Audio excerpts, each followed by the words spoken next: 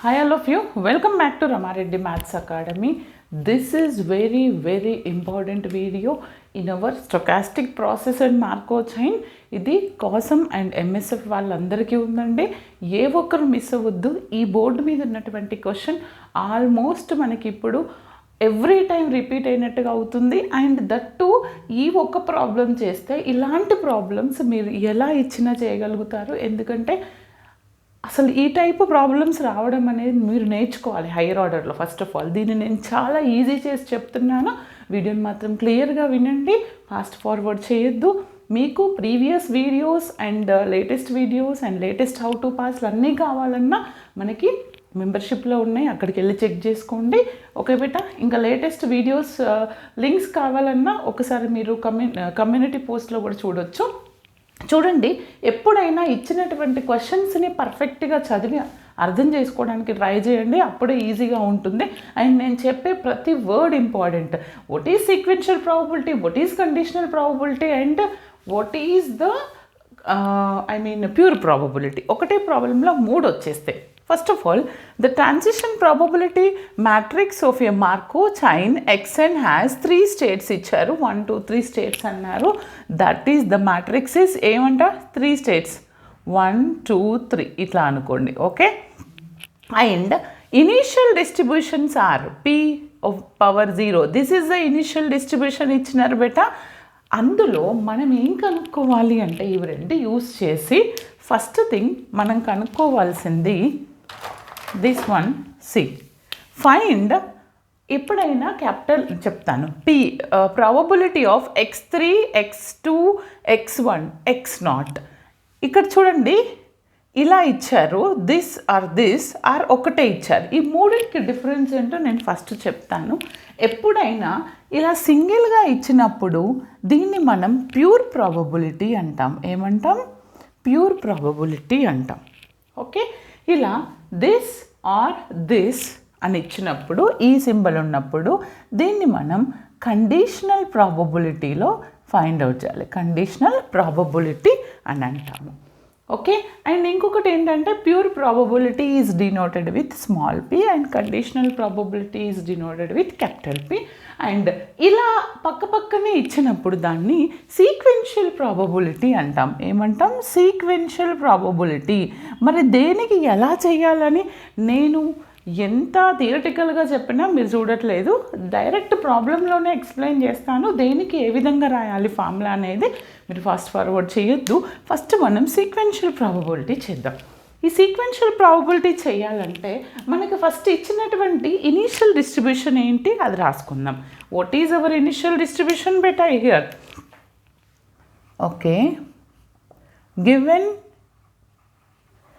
Initial distribution క్లియర్గా రాయండి ఎగ్జామ్లో. ఓకే, ఫుల్ మార్క్స్కి వస్తుంది ఇది, 10 మార్క్స్కి అడుగుతున్నారు. Distributions that is p of 0.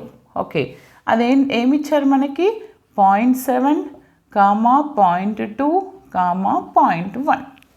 ఇప్పుడు నేను ఫస్ట్ వన్ చేస్తున్నా ఇది, అండ్ మ్యాట్రిక్స్ ఇది మనకి ప్లేస్ లేదు, ఇక్కడ ఏది చూసుకోండి. ఓకే, ఇప్పుడు ఇది ట్రాన్సిషన్ ప్రాబబిలిటీ. మరి నేను సీక్వెన్షియల్ ప్రాబబిలిటీ చేయాలి అని అంటే నేను ఏ రూల్ ఫాలో చేయాలి, ఎలా రాయాలి ప్రాబబిలిటీ అని అంటే నేను చెప్తాను మీకు. Okay, pure probability small p, conditional probability capital P, sequential మీరు ఏ విధంగా అయినా రాయొచ్చు. ఇప్పుడు నేను దీన్ని ఏం రాస్తానంటే ఇది ఫస్ట్ వన్గా అనుకుంటున్నాను. ఈ ఫస్ట్ వన్ ఏంటిది మనకి? Probability of x3 is 2, x2 is 3, x1 is 3. మీకు అర్థమయ్యే వేలో చెప్తున్నాను, వినండి. దీన్ని ఎలా రాయాలి అని అంటే sequential is nothing but x2 depends on x3, sorry. Okay, and x1 x3 depends on x2, x2 depends on x1, x1 depends on x0 and last మాత్రం ఇండివిజువల్గా ఉంటుంది. దాన్ని ఎలా రాస్తాను అంటే probability of x3 it depends, దాని మీద depend అయి ఉంటుంది, x2 ఈజ్ ఈక్వల్ టు 3. ఇదొకటి. Okay, and into remaining just a second, into, okay, remaining. Next, this depends on this, అవునా, తర్వాత this depends on this, అంటే ప్రాబబిలిటీ ఆఫ్ నెక్స్ట్ ఏం తీసుకుంటారు, x2 డిపెండ్స్ ఆన్ x1, అంటే x2 is 3, it depends on x1. Okay, ఈ విధంగా రాయాల్సి ఉంటుంది. Okay, and next this done, now this probability of x1 3, it depends on x0 2. మరి last దేని మీద డిపెండ్ అవ్వ ఉంటుంది, లేదు, అది pure probability. p of x0 equal to 2 ఇండివిజువల్గా మనం క్యాలిక్యులేట్ చేయాల్సి ఉంటుంది అది. ఓకే, ఇప్పుడు దీన్ని యాక్చువల్ ప్రాబ్లమే మీకు ఇక్కడ వస్తుంది హయ్యర్ ఆర్డర్లో. వీటిని ఏ విధంగా తీసుకోవాలి మేడం అంటారు, క్లియర్గా వినండి. ఇది ఎలా అనంటే చూడండి అమ్మా, ఇది స్టేట్స్, ఈ సఫిక్స్లో ఉన్నవి ఇవి స్టేట్స్, అవునా. ఓకే, ఎలా తీసుకోవాలి అని అంటే ఫస్ట్ మీరు పవర్లో రాయాలి మనం దీన్ని. పవర్ అని అంటే ఎలా రాస్తామంటే ఇది ఏ స్టేట్ అన్నా, ఇది 3, ఇది 2. 2 నుంచి 3 స్టేట్కి ఎంత డిఫరెన్స్ ఉంది మనకి, 1 డిఫరెన్స్ ఉంది, అది పవర్లో రాయండి. ఓకే, తర్వాత ఎక్కడి నుంచి ఈ స్టేట్స్, ఇవి స్టేట్స్ వాల్యూ p32 ఈ విధంగా రాయాలి, అర్థమైందా. ఓకే, ఇవి these are the states. Okay, and 32 correct. Okay, ఇవి స్టేట్స్ ఇండికేట్ చేస్తున్నాయి, వాటి డిఫరెన్స్ ఇక్కడ నుంచి ఈ 3 నుంచి ఇక్కడ 2కి రావడానికి డిఫరెన్స్ ఎంత, 1 అవుతుంది. Okay, and next yes, okay, చూడండి అమ్మా, ఫస్ట్ మీరు ఇక్కడ రాస్తే మీకు అర్థమవుతుంది. ఇంటూ p ఆఫ్ పవర్ అంటే ఇక్కడ చూడండి, x1 నుంచి x2కి రావడానికి ఎంత ఉంటుంది, ఎంత డిఫరెన్స్ ఉంటుంది, 1 ఉంటుంది. ఓకే, దీస్ ఆర్ ఇది స్టేట్స్, బట్ ఎలిమెంట్స్ తీసుకోవాలంటే ఈ వాల్యూ అంటే ఏంటిది 3 3. Okay, clear. తర్వాత మరి ఈ 0 స్టేట్ నుంచి 1 స్టేట్కి రావాలంటే ఒకటి డిఫరెన్స్ ఉంటుంది, అవునా, అంటే p ఆఫ్ 1. ఏంటి ఎలిమెంట్స్ ఏం తీసుకోవాలి మనం, p ఆఫ్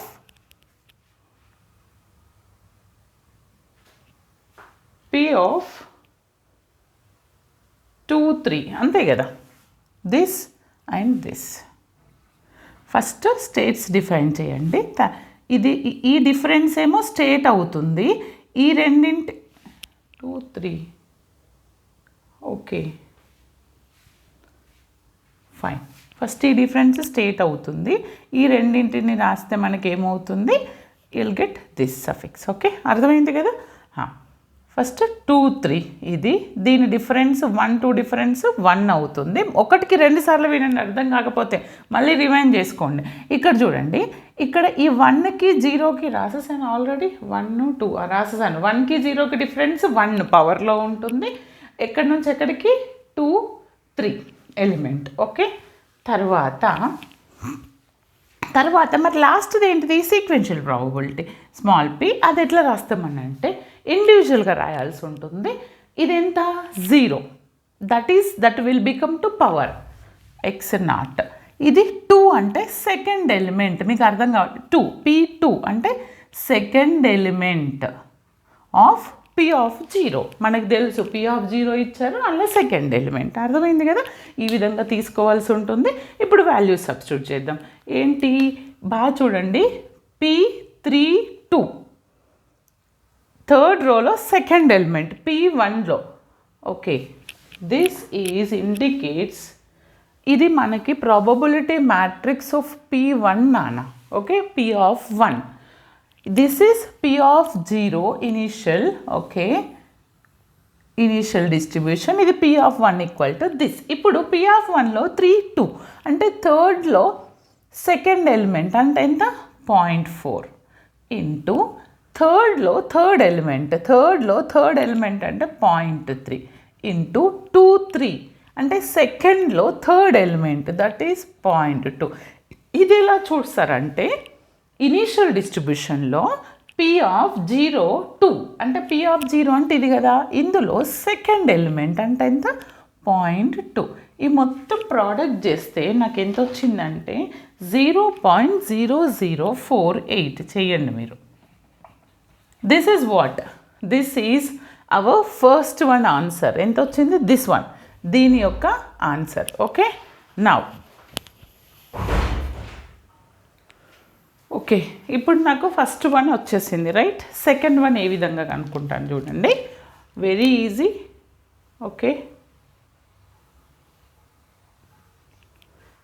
సెకండ్ వన్ కనుక్కోవాలంటే ఏంటిది సెకండ్ వన్ మనకి ఇది, this is P of x3 is 1, then x2 is 3, x0 is 2.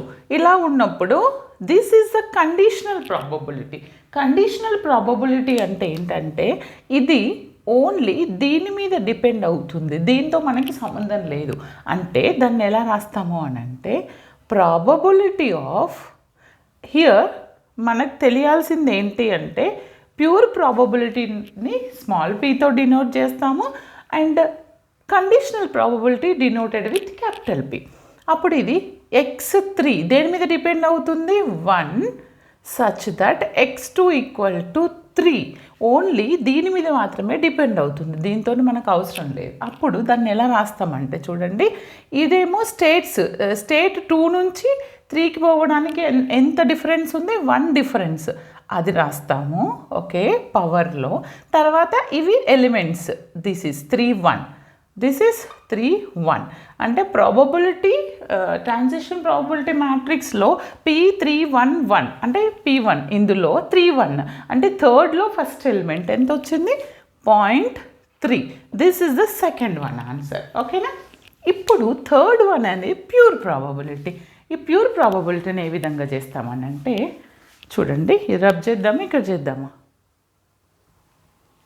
చూడండి దీన్ని ఎలా కనుక్కుంటామంటే ఇది కదా మనకి థర్డ్ వన్ మనకు కనుక్కోమన్నది, probability of x2 equal to 3. This is the pure probability.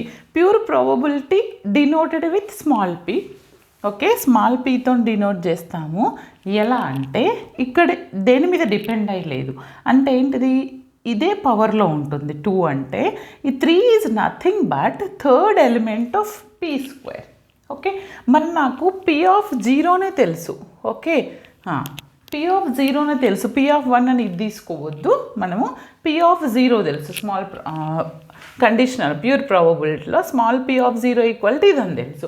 నాకు P ఆఫ్ 1 కావాలి. P ఆఫ్ 1 కావాలంటే నేను ఏం చేస్తాను చూడండి, P ఆఫ్ 1 కావాలి, P ఆఫ్ 0 తెలుసు, P of 1 small p of 1 కావాలి, ఎందుకని స్మాల్ p² కావాలి కాబట్టి P ఆఫ్ 1 కావాలి.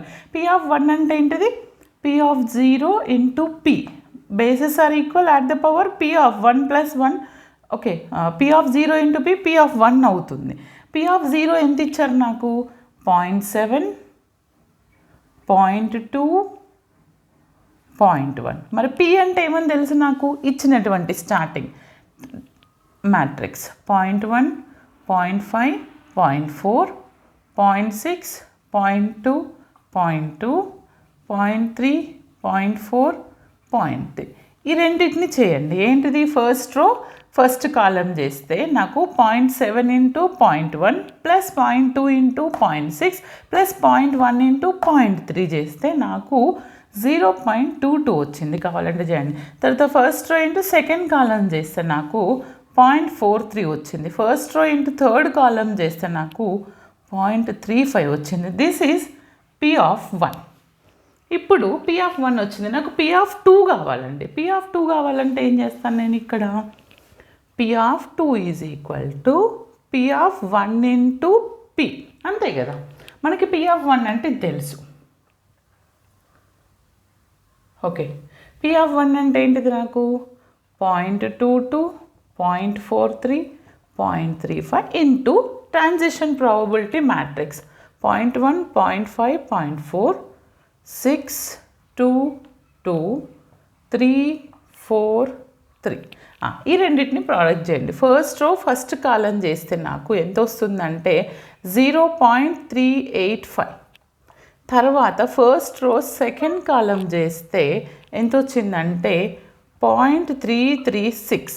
తర్వాత ఫస్ట్ రో లాస్ట్ కాలం చేస్తే 0.279. This is what P square వచ్చింది నాకు. దీని నుంచి నేను ప్యూర్ ప్రాబబిలిటీలో నాకేం కావాలి, what we have to calculate P square of third element. Square ఎట్లా అంటే దిస్ ఇండికేట్స్ పవర్, అండ్ ఇంతకుముందు 2 ఉంటే దట్ మైనస్ దిస్ అని తీసుకుంటాం. ఇది సింగిల్ ఉంటే indicates power, and this is the third element. అంటే పీ స్క్వేర్లో థర్డ్ ఎలిమెంట్ అంటే 0.279. What is our answer? This is P of x23. Answer is 0.279. ఈ విధంగా మీరు 1/1 ప్రాబబిలిటీ సీక్వెన్షియల్ ప్రాబబిలిటీ ఇస్తే ఎలా చేయాలి, this is a sequential, and conditional probability ఇస్తే ఎలా చేయాలి, ప్యూర్ ప్రాబబిలిటీ ఇస్తే ఎలా చేయాలని అర్థమైంది కదా.